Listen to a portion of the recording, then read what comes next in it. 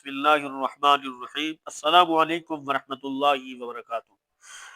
تعریف اس خدا کی جس نے سارا جہاں بنایا، اور درود نبی رحمت صلی اللہ علیہ وآلہ وسلم کی ذات پر کہ جن کے صدقے سے اللہ نے اس کائنات کو بنایا۔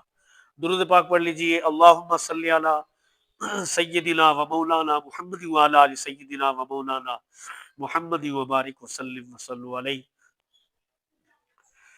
یہ وظیفہ ہم نے جو آپ کے لیے ترتیب دیا ہے، یہ بڑا ہی اہم وظیفہ ہے، اور جس ہستی کا میں نام لے رہا ہوں، جس کامل بندے کا میں نام لے رہا ہوں، آپ بھی ان کا نام سن کر آپ کی نگاہیں بھی جھک جائیں گی کہ وہ ہستی کون ہے۔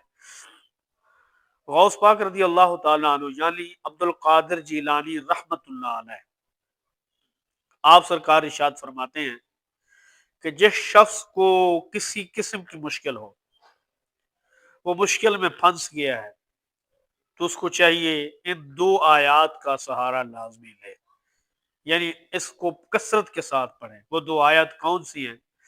30واں سپارہ سورہ علم نشرح سے وہ دو آیات یہ ہیں: بسم اللہ الرحمن الرحیم، فَإِنَّ مَعَ الْعُسْرِ يُسْرًا إِنَّ مَعَ الْعُسْرِ يُسْرًا۔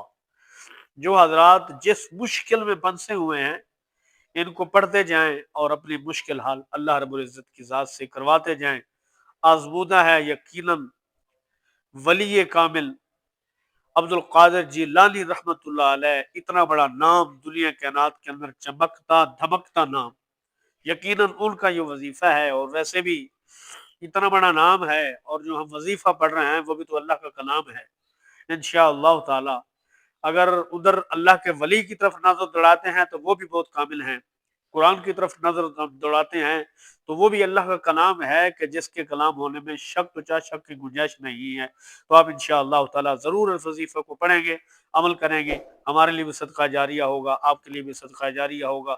اس کو شیئر کریں تاکہ زیادہ سے زیادہ لوگوں تک پہنچے، اور زیادہ سے زیادہ لوگ اس پر عمل کریں اور اپنی مشکلات اللہ رب العزت کی بارگاہ سے حل کرائیں۔ آپ کے لیے اور میرے لیے صدقہ جاریہ ہو جائے۔